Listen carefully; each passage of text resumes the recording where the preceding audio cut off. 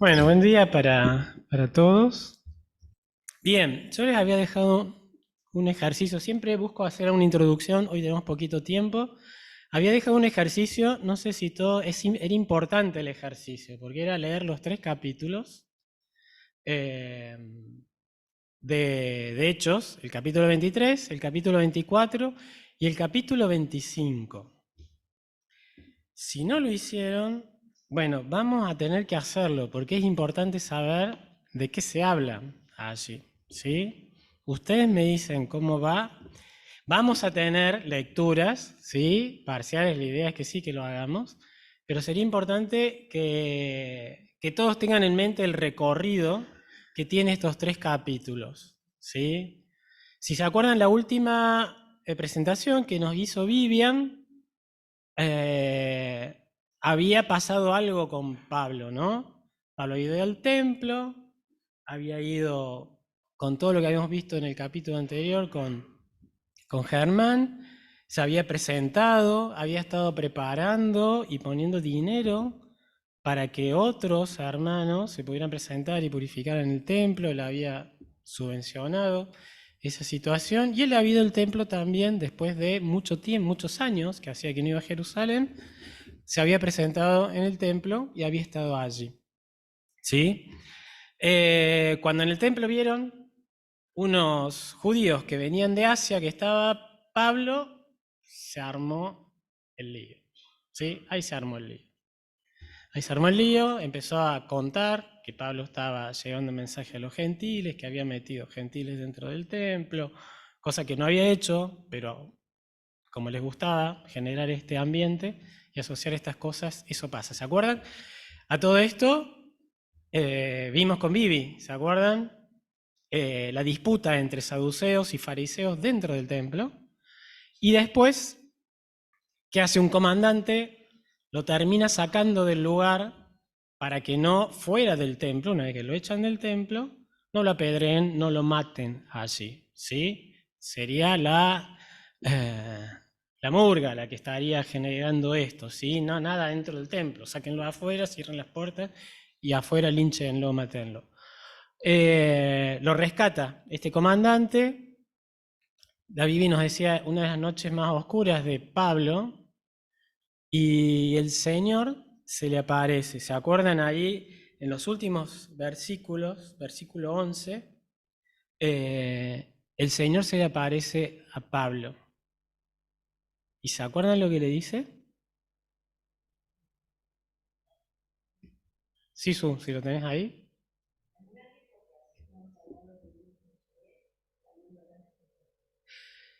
Fíjense, recién hablaban de promesas. Nos llevaba Mari a reflexionar sobre las promesas que tenemos del Señor. Fíjense lo que dice el Señor. Así como has dado a conocer de mí en Jerusalén, lo vas a hacer en Roma. Yo creo que Pablo en ese momento no sabía ni si salía al patio, si salía a la vereda, si salía a dónde salía. Sin embargo, el Señor le dice, tengo un proyecto, tengo un plan para vos, vas a llevar el mensaje a Roma. ¿Podés poner la presentación? Bien, esto así que vemos, para Pablo no iba a ser un trayecto tan simple, ¿sí? No era que al día siguiente se tomaba un 737, un 777 y estaba volando a la ciudad de Roma. No, no era así. Hemos visto, los tiempos del Señor no son así. Y entonces, ahora, Pablo, antes de llegar a Roma, y ya lo vamos a ver cuando terminemos de ver Hechos, eh, tiene una serie de instancias. Son 5 juicios, 2 ya los vimos, ¿sí? Cuando él está con Silas, y de nuevo, apelando a ser ciudadano romano, sacando la chapa, decía Germán, zafa de esos enjuiciamientos que eran muy turbios, ¿sí? Muy turbios. Hay algo que estuve estudiando y hubiera sido mejor que le hubiera tocado a Analia toda esta parte por su formación en cuanto a lo que a lo que es el derecho romano y a lo que era el, el enjuiciamiento y el digamos, el orden jurídico y civil en el cual vivía el pueblo de Israel. Ahí tenemos una imagen de Pablo ante el Sanedrín. Yo le puse título a la presentación, se trata de lealtad. Pues ya vamos a ver por qué y lealtad a qué. Como les decía, había 5 instancias de enjuiciamiento que tuvo Pablo y sus colaboradores a veces. Hoy vamos a ver la situación particular de Pablo. Ante la multitud, ante el Sanedrín, ante Félix, ante Festo, que fue quien reemplaza a Félix, y ante Agripa y Bernice, que eran 2 hermanos descendientes de Herodes, donde también tiene que comparecer Pablo, y en cada una de esas instancias lo hace de distintos enfoques. Ahí hay 2 imágenes, una de cómo se reunía el Sanedrín, este consejo que estaba constituido por 71 ancianos o referentes de... Gracias, Flor. De referentes dentro de lo que era el pueblo judío, ¿sí? Cada una de esta instancia se repetía en cada distrito, ¿sí? En cada distrito. El más importante era el de Jerusalén, donde estaba constituido por un sumo sacerdote y otros 70 ancianos que también tenían diferentes funciones. Entre ellos no solo eran grandes, había algunos que podían ser jóvenes también, pero eran personas prominentes dentro de la cultura y de la ciudad. Y al lado está la imagen de algo que nosotros estamos más acostumbrados a ver cada vez que hay un edicto, que hay un papel jurídico, que es la imagen esta de la diosa de la justicia, que también tiene su propia historia, desde los egipcios, los helenos y los romanos. Esa figura fue tomando elementos de cada una de estas culturas. La balanza viene de los egipcios, por ejemplo, el año 3000 a.C. En esa balanza, ¿qué decían los egipcios? Se pesaba, por un lado, el corazón, que llevaba las buenas obras, y en el otro una pluma de avestruz que tenía escritas las malas obras. Y de acuerdo a cómo salía esa balanza, era ese cuerpo que había sido momificado y enterrado, pasaba a otras instancias. Generalmente ellos pensaban en la reencarnación. Luego de los helenos, ¿sí? Con Alejandro Magno, toman la idea de la balanza, le incorporan su propia diosa, que era Temis, que era una diosa media del Olimpo, que impartía justicia dentro de lo que era los dioses. Y tenía una hija que se llamaba Dike o Dice, que era la que impartía justicia a nivel terrenal, dentro de los seres humanos. Y la espada era el elemento que hacía valer las leyes y la justicia, ¿sí?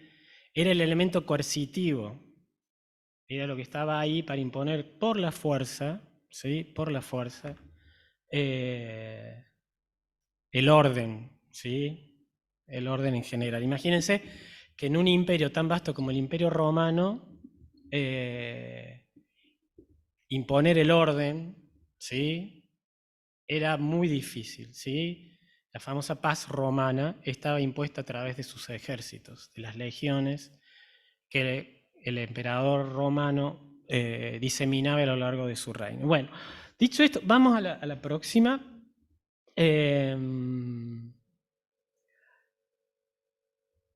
Bien. Ahí un poquito lo que les estuve comentando antes, ¿sí? Un poquito esta cuestión de que en el Imperio Romano también dio ciertas posibilidades y herramientas que el cristianismo fuera diseminado, porque tenía rutas para llegar a distintos lugares, que son las que usaron los apóstoles, tenía las flotas a disposición, que también fueron las que usaron los apóstoles. Había varias cosas que ayudaban en el contexto a que después el cristianismo fuera llevado adelante. Vamos a la próxima porque esto un poco ya lo comenté. Bien, aquí un poco lo que les decía de la figura que hay dentro de lo que es el derecho romano o el orden que en ese momento primaba sobre la cultura, que eran varias naciones, ¿sí? Por todo lo que había, pero básicamente dentro de Israel había un idioma que era preponderante, que era el griego, y era el idioma como si fuera hoy el inglés, el idioma internacional, y después estaba el latín. El latín se usaba más del lado occidental, ¿sí? Pero del lado oriental era el griego, el idioma a través del cual se regía. La ciudadanía romana, el ser ciudadano romano fue algo que se instituyó durante la época de la República, ¿sí? Dentro del Imperio Romano. Y había ahí, como dice, varios derechos. El comercium, que estaba relacionado con transacciones comerciales, convivium, lo que implicaba contraer matrimonio con otro ciudadano romano y pasar su derecho a la familia, y el patria potestatis, la patria potestad, ¿sí?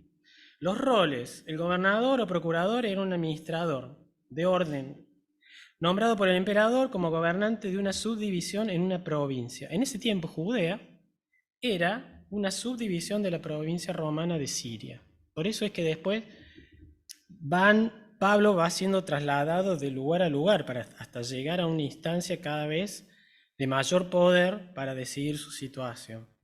La apelación de Pablo estaba comprendida dentro de las leyes de provocatio, o llamar futuro, o era como una apelación, más simple para nosotros. Estas leyes eran serias e imponían severas penas al magistrado que no cumpliera con las instancias que había judiciales, ¿no? Por eso ya lo vamos a ver y lo vemos en el texto. Prevenía ¿qué cosa? El autoritarismo, que un magistrado decidiera cualquier cosa, que la sola competencia del Senado en sí también llevara a injusticias, y también un límite a esto que les comenté yo de la violencia, ¿sí? Lo coercitivo. ¿Qué beneficios tenían los ciudadanos romanos? Como ciudadanos romanos podían moverse libremente por todo el imperio y realizar todo tipo de tareas dentro de sus oficios, profesiones, etcétera, etcétera.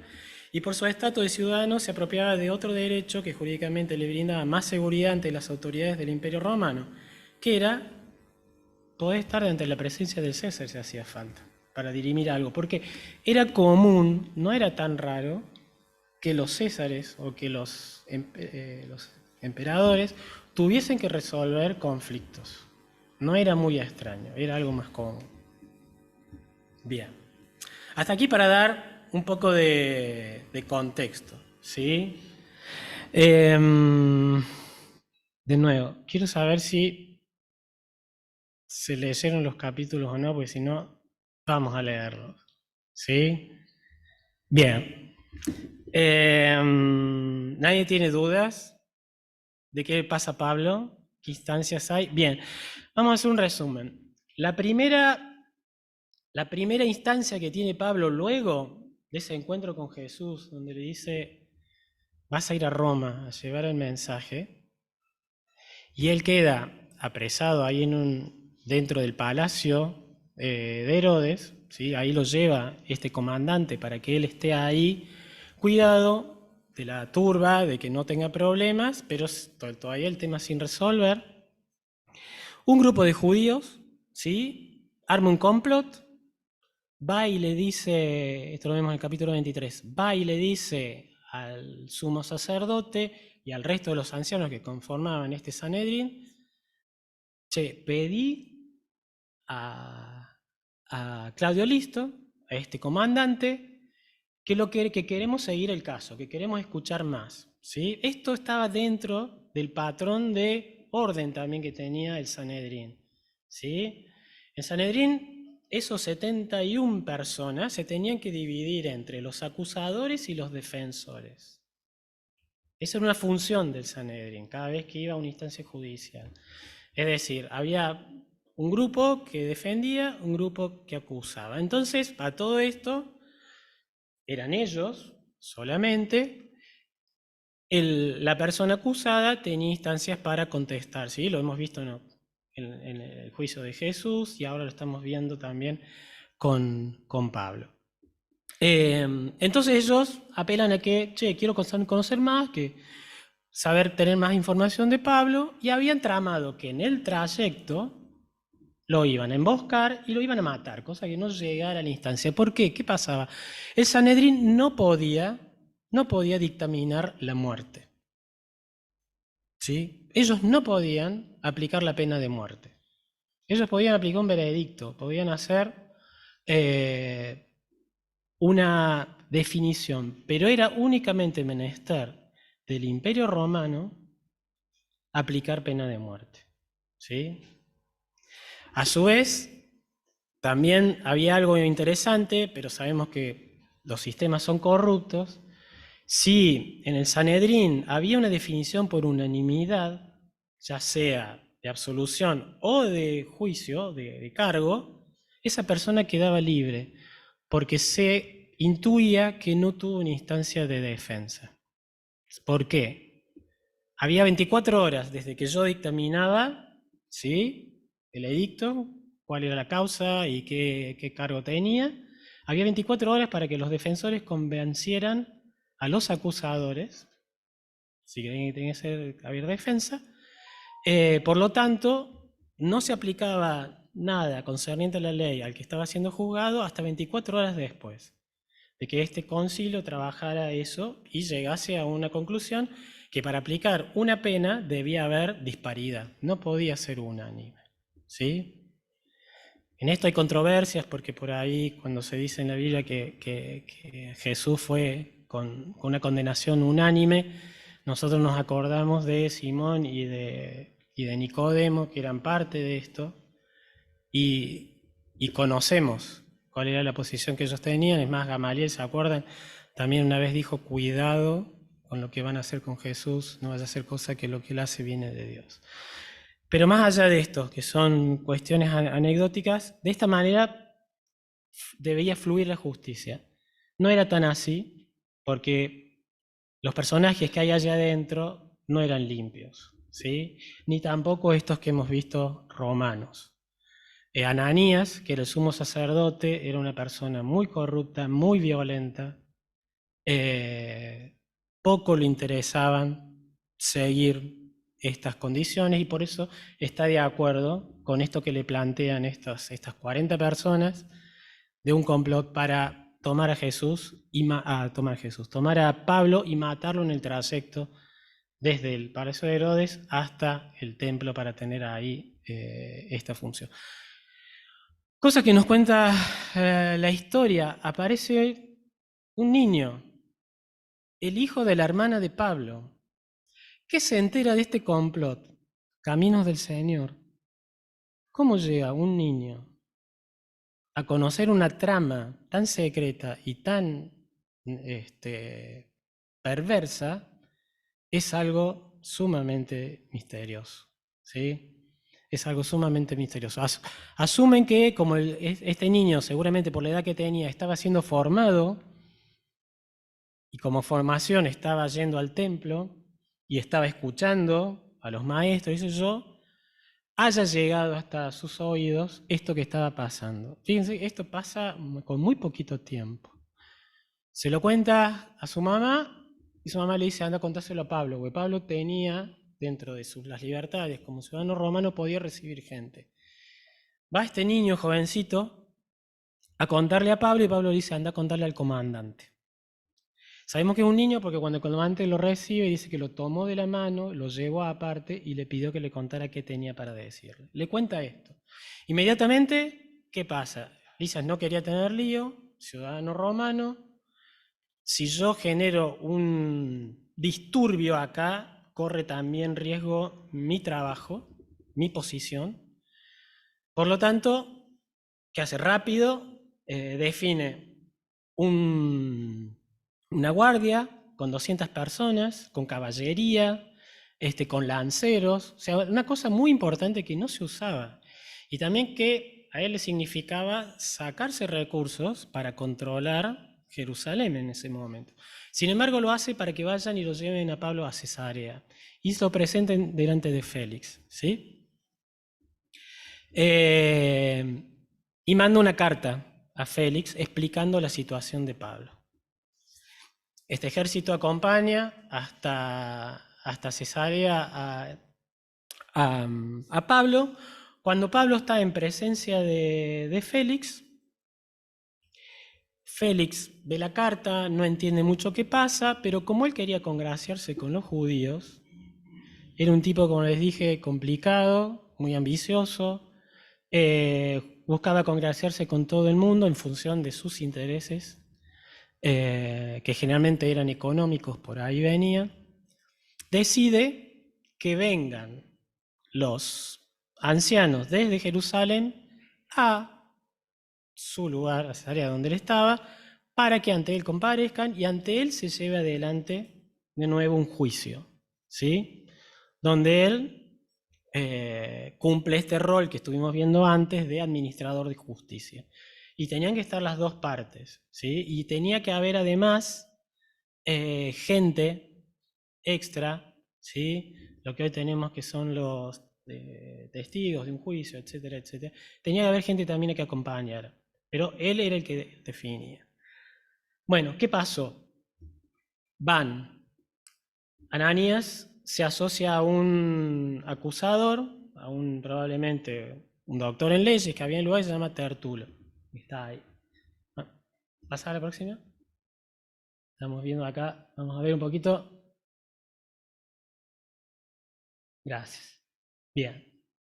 Los personajes que tenemos en todo esto, ¿no? Ananías, Tertulo iba a ser el acusador. E iba a acusar a Pablo básicamente de 3 crímenes. ¿Sí? Y esto se repite de nuevo a lo largo del capítulo 24 y del capítulo 25. Siguen siendo esos 3 crímenes los que se hacen presentes. Bien. ¿Cuáles son las acusaciones? En primer lugar, en el versículo 24:5 nos habla lo presenta como un perturbador de la paz social, ¿sí? Como una persona que llegó y que generó, ¿sí?, todo un revuelo en la multitud, cuando había sido exactamente al revés. Los que habían generado el revuelo habían sido esos judíos que habían venido desde Asia acusando a Pablo, porque Pablo llevaba el mensaje de Jesucristo a los gentiles y estaba llevando todo el mensaje a los gentiles. Entonces, el primer elemento que usa Tertulo para acusar a Pablo es de perturbador de la paz social. ¿Por qué?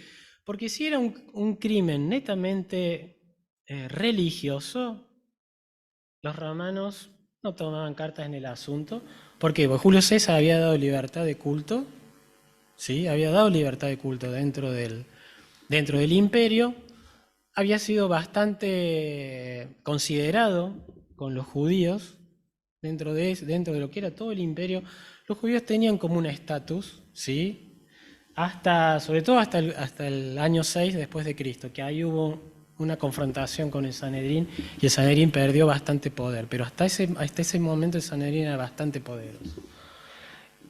Entonces, como decía, tenía que llevar la acusación por otro lado, por el lado de la paz social. Eso sí incumbía a la paz, esta paz romana, la paz del Estado, la paz del imperio. Después lo presenta como cabecilla de una secta que además, por primera vez, se presenta algo como hereje. ¿Por qué? Porque, ¿se acuerdan? También habíamos hablado de los saduceos y de los fariseos.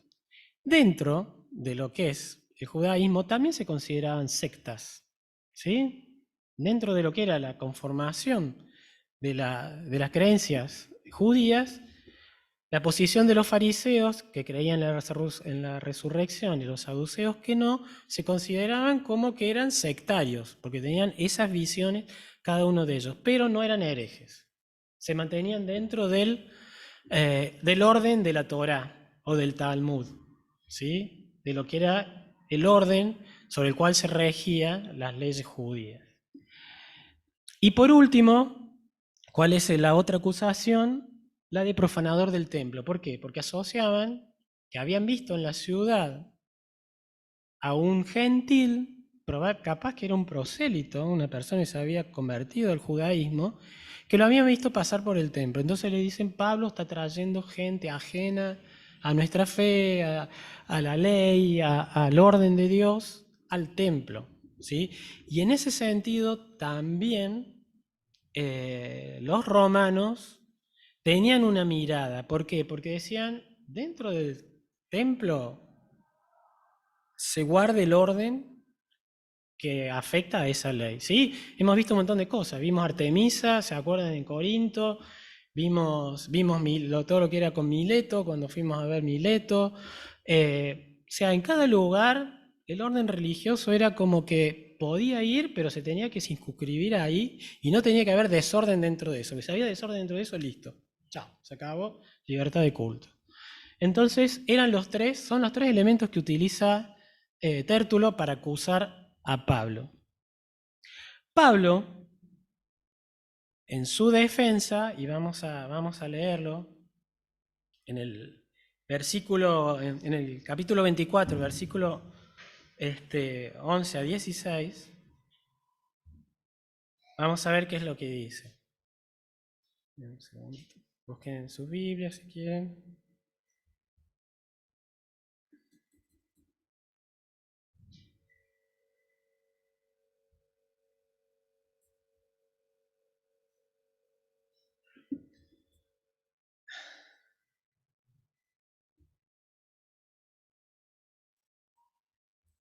Bien.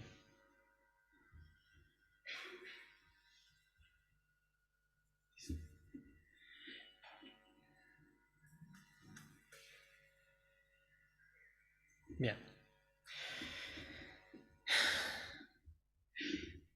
Hay un instrumento que usan ambos, Tértulo y Pablo. Tértulo se va de mambo, adulando, ¿sí? Es como que el principio de cada participación tenía que haber como una introducción, y ahí cuando Tértulo habla, se va, y lo presenta a Félix como si fuese, ¿sí?, el amor, ¿sí? Es la armonía, y sin embargo no, era todo lo contrario, y los judíos sabían que era una persona muy violenta, que que había sido muchas veces muy violento, creyendo que había insurrecciones en manifestaciones que eran comunes del pueblo, y en otras que sí, eran insurrecciones realmente contra el imperio.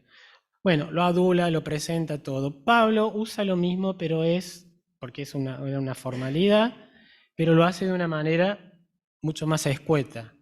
Y le dice, sé que desde hace muchos años usted ha sido juez de esta nación, así que de buena gana presento mi defensa. Con esto también Pablo le decía, te tenés que atener a lo que es el derecho romano. ¿Sí? Tenés todos estos, querés tener buena onda con ellos, querés conspirar con ellos, pero sos hoy, acá y en este momento, un representante de una institución, ¿sí?, que era autoridad romana. Y le dice, usted puede comprobar fácilmente que no hace más de 12 días que subí a Jerusalén para adorar.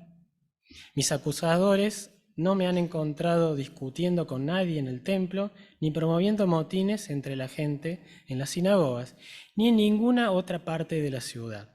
Tampoco pueden probarle a usted las cosas a las cuales ahora me acusan. ¿Sí? Eso en cuanto a que si era o no perturbador. En cuanto a esto otro, que era cabecilla de una secta llamada los Nazarenos, fíjense lo que dice Pablo. Sin embargo, esto sí confieso, que adoro al Dios de nuestros antepasados, siguiendo este camino, ¿se acuerdan? Camino, como llamaban a los seguidores de Jesús en aquel momento, que mis acusadores llaman secta, pues estoy de acuerdo con todo lo que enseña la ley y creo lo que está escrito por los profetas. Tengo en Dios la misma esperanza que estos hombres profesan, y que habrá una resurrección de los justos y de los injustos. En todo esto procuro conservar siempre limpia mi conciencia delante de Dios y de los hombres. ¿Se acuerdan? La Biblia nos había hablado de la conciencia. este concepto que Pablo llevaba en sí y que trataba de que se hiciese presente en cada una de sus participaciones. Aquí tenemos varias afirmaciones por parte de Pablo, ¿no? 4 básicamente. Dice, adoro al mismo Dios de nuestros antepasados. Estoy de acuerdo con todo lo que enseña la ley y los profetas. Tengo en Dios la misma esperanza que estos hombres profesan. Procuro conservar siempre limpia mi conciencia. La idea acá de Pablo no es solamente que él estaba en una situación irregular en lo que estaban planteando, que era erróneo lo que estaban planteando, sino también la idea de que compartía con ellos lo que Dios representaba. ¿Sí? Y la tercera acusación, ¿sí?, que decía que él había profanado el templo, también la negó rotundamente. Dice, versículo 17, después de una ausencia de varios años, volví a Jerusalén para traerle donativos a mi pueblo y presentar ofrendas. En esto estaba, habiéndome ya purificado cuando me encontraron en el templo. No me acompañaba ninguna multitud, ni estaba implicado en ningún disturbio. Los que me vieron eran algunos judíos de la provincia de Asia, y ellos, los que deberían estar delante de usted para formular sus acusaciones, si es que tienen algo contra mí. De otro modo, estos que están aquí deberían declarar qué delito hallaron en mí cuando comparecí ante el consejo, a no ser lo que exclamé en presencia de ellos, es por la resurrección de los muertos, por lo que hoy me encuentro procesado delante de ustedes. Fíjense que acá no solamente explica cuál había sido su derrotero, cómo llega al templo, sino también dice, che, acá falta gente. ¿Dónde están mis acusadores? Porque son ellos los que tienen que dar testimonio y presentar las pruebas de estas acusaciones. Obviamente, estas personas no viajaron de Jerusalén porque no tenían pruebas. Y si se presentaban ahí y no habían presentado pruebas, ellos mismos iban a ser juzgados por injurias, ¿sí?, por falso testimonio, iban a ser apresados, probablemente azotados, y no sé qué más. Porque en ese sentido, como les dije antes, ¿se acuerdan que los magistrados estaban acotados? ¿Sí? Estaban acotados para tomar decisiones, y justamente el proceso tenía que llevarse de una manera que no diera lugar a autoritarismo, a decisiones discrecionales. Entonces, y que todo tenía que estar muy bien probado y tenía que haber siempre una causa. Cuando había un edicto tenía que haber una causa. Tan es así que Pilato no sabe, cuando dice, este hombre es inocente, no sé qué lo voy a acusar, termina acusándolo por declararse rey de los judíos y pone el cartel en la cruz. Tenía que haber una causa de ese enjuiciamiento, ¿sí? Entonces, por eso pone ese cartel ahí. Si no, él no podía dictaminar la muerte de Jesús. Obviamente, estos hombres al no estar, ¿qué pasaba? Se le caía todo el andamiaje a esta gente, ¿sí? No había pruebas, no había cómo presentar. Sin embargo, las defensas de Pablo iban mostrando su dimensión, su perfil, su persona, sus creencias, por lo cual se estaba jugando, ¿sí? ¿Por qué hacía lo que hacía?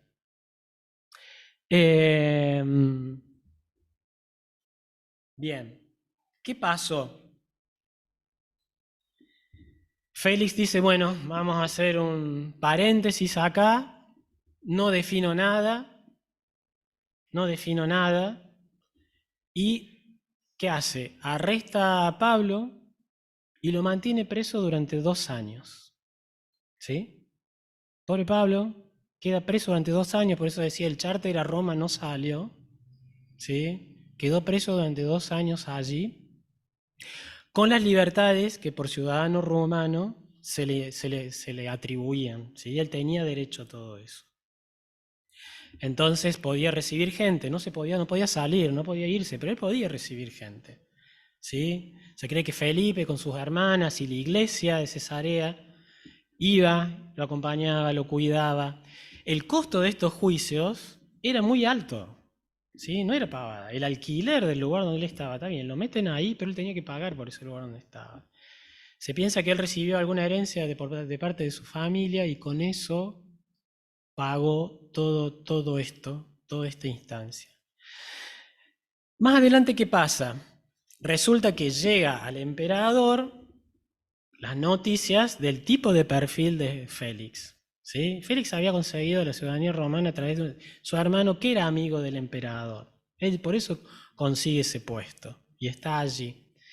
Pero la manera en que implantaba la autoridad Félix llega a noticias del emperador, sabe que es un tipo muy violento y lo llama a que comparezca delante de él. Cuando Félix sabe eso y sabe que va a ser reemplazado por Festo, ahí nomás dice, bueno, Pablo, quedás preso, porque así me congracio con los judíos, te mantengo a vos preso, veo si consigo algo por este lado, si gano tiempo por este otro, y te paso a Festo. O sea, el problema pasa a Festo. Llega Festo, le comentan de la situación de Pablo, que tenían preso, un ciudadano romano en estas condiciones, él viaja a Jerusalén, ¿sí? Se junta con los judíos, porque también como nuevo gobernador quería tener buena relación con la gente que dominaba y ejercía el poder en la zona que él iba a controlar. Hace una reunión con ellos, no le cierran las situaciones que de nuevo le presentan de Pablo, ¿sí? Y de nuevo que vayan a comparecer delante de él a Cesarea.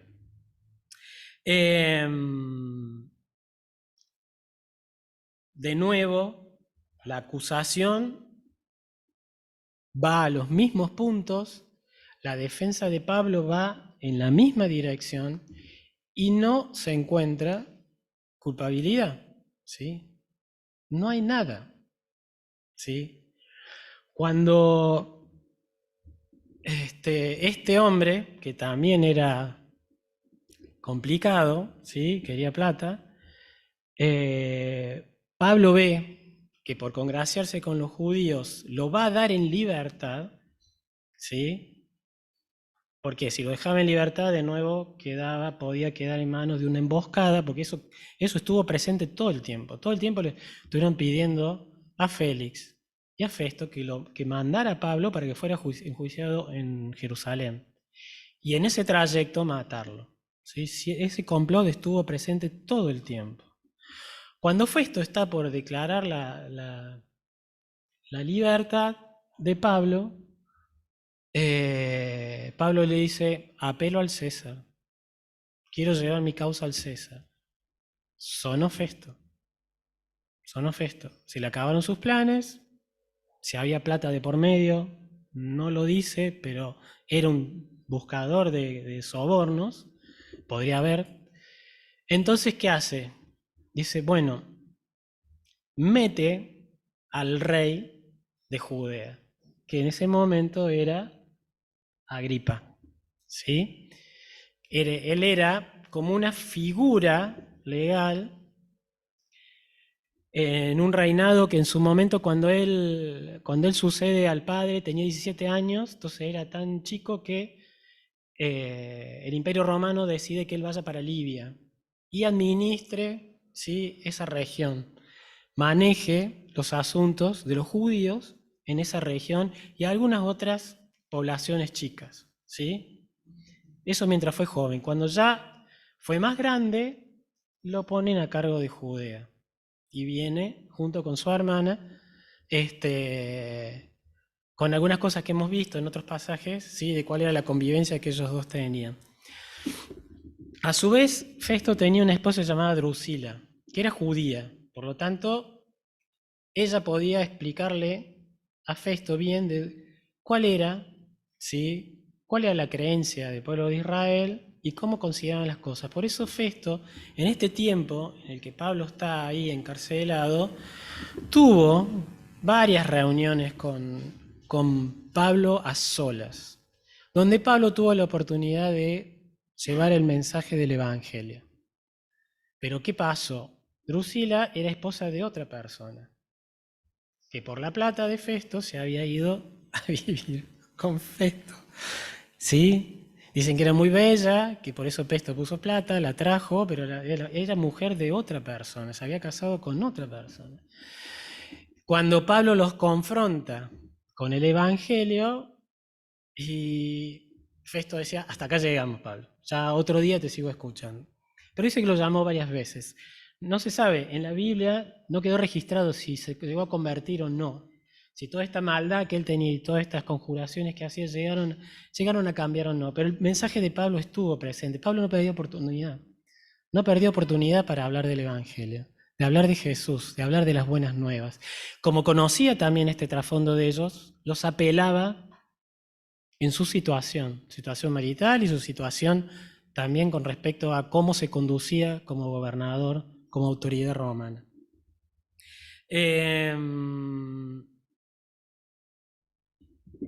Pásame para la próxima, así vamos cerrando, ya estamos re tarde.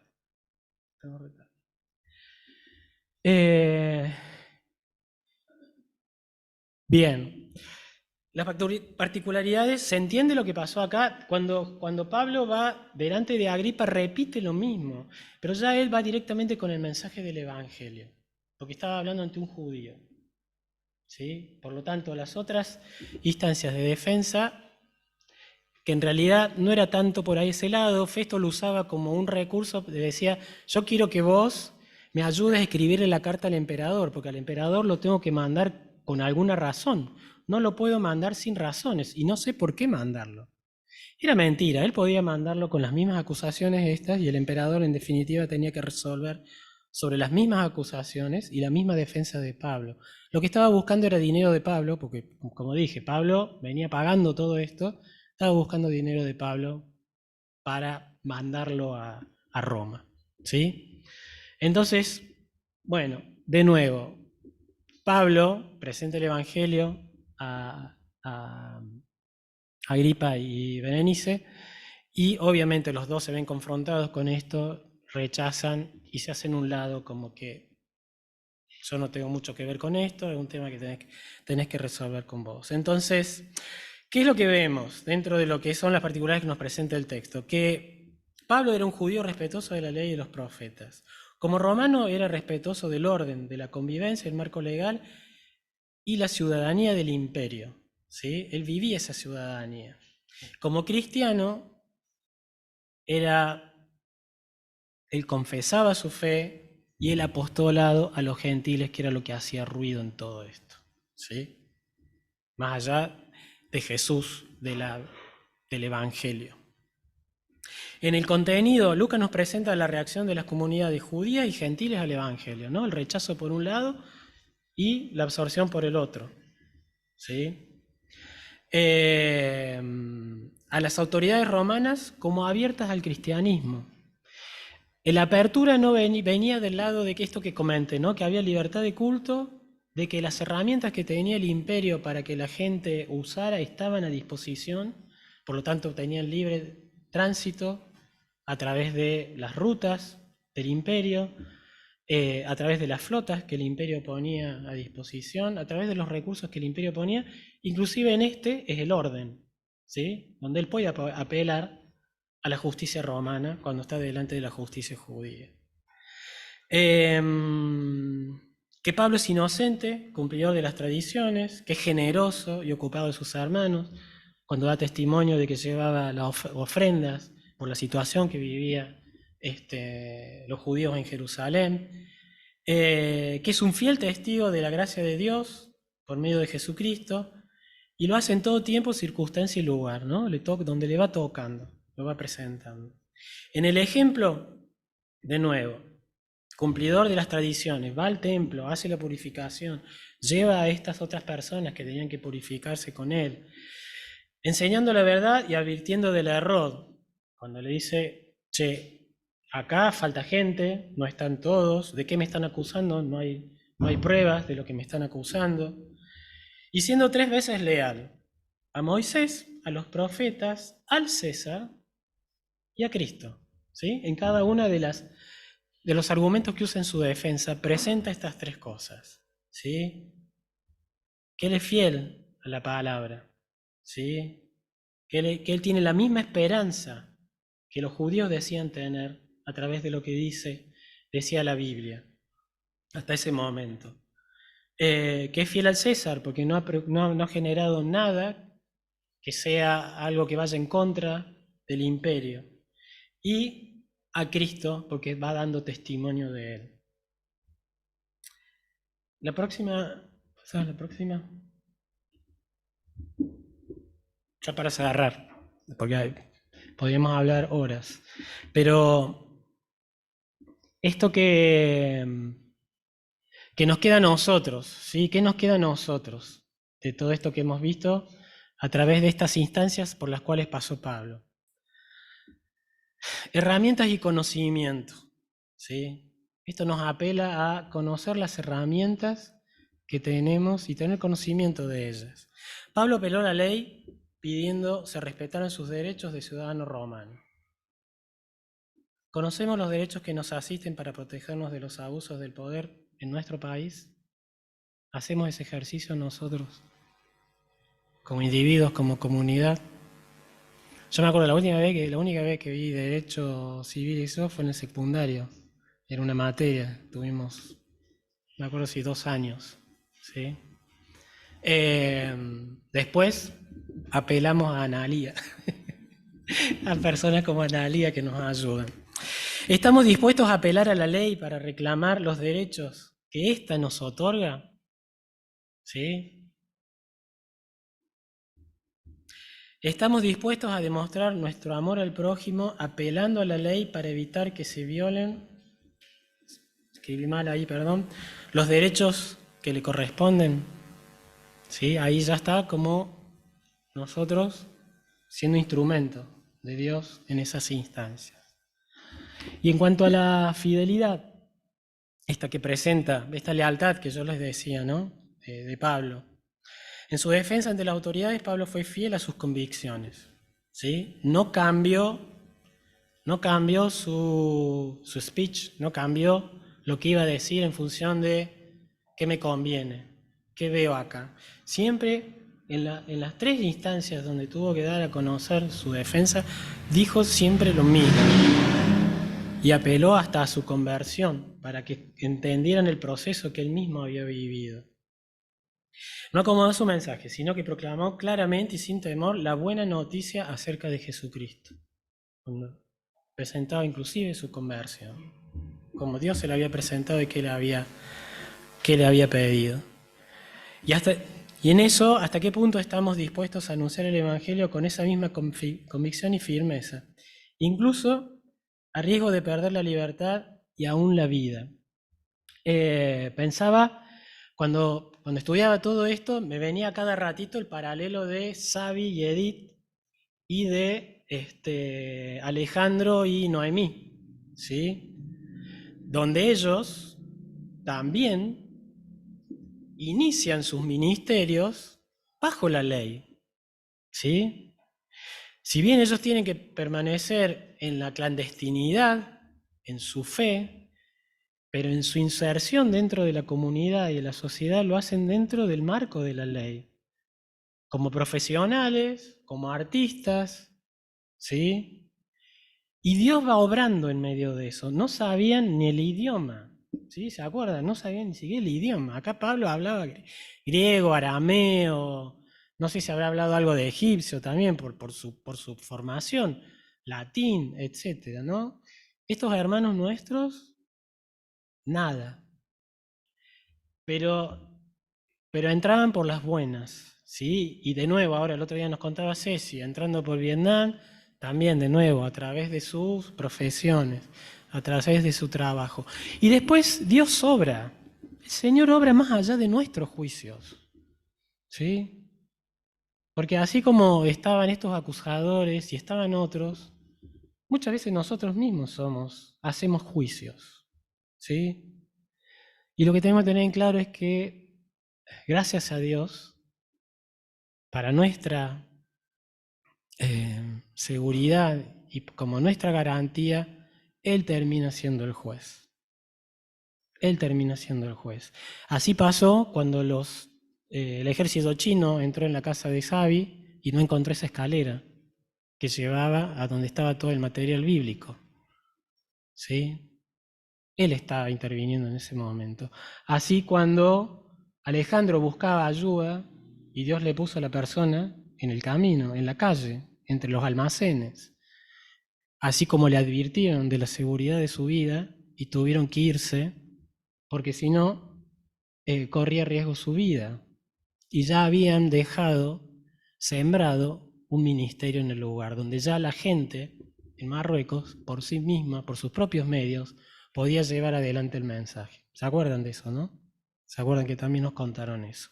Y que siguen en contacto con ellos. Y ahora trabajan en otra instancia que el Señor les ha puesto. Otra Roma, ¿sí? Desde el continente, desde Europa.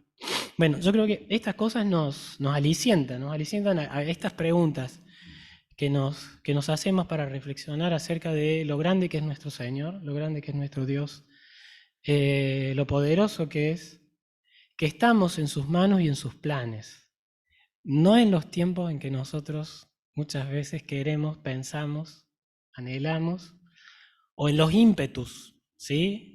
Que nos vienen, quiero servir, quiero hacer, ya, mañana. Y el Señor tiene sus tiempos y prepara. A Pablo le vino bien estos años, ¿sí? Fueron duros, obviamente. No estar en libertad y siendo un ciudadano romano debe haber sido complicado, 2 años preso.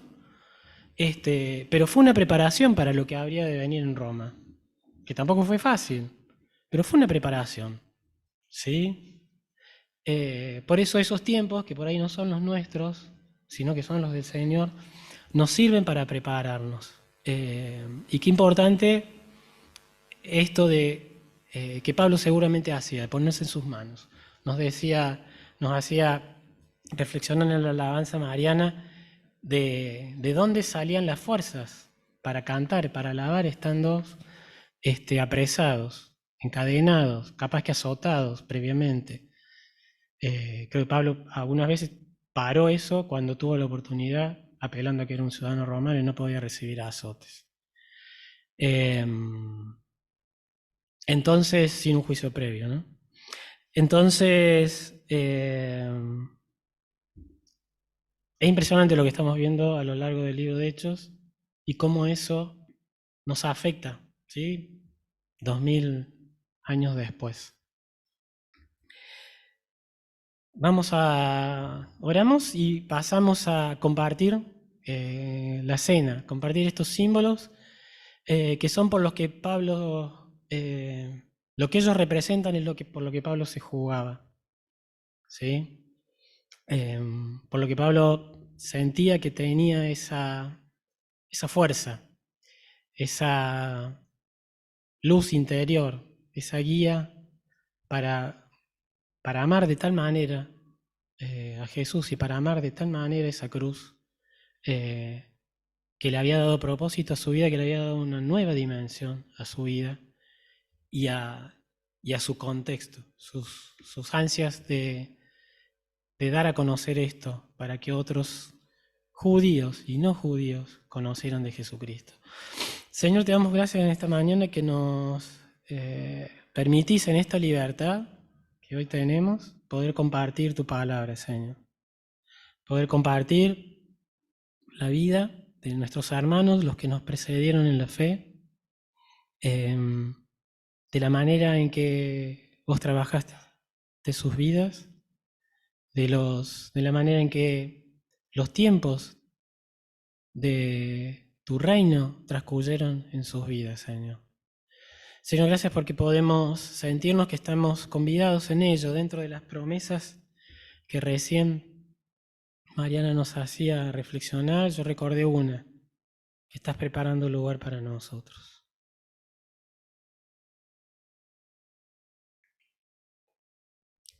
Y es inmenso sentir eso, Señor. Sentir que lo que hoy transcurrimos, que lo que hoy transcurre en nuestras vidas, está en tus manos. Y que lo que nos espera es tu abrazo.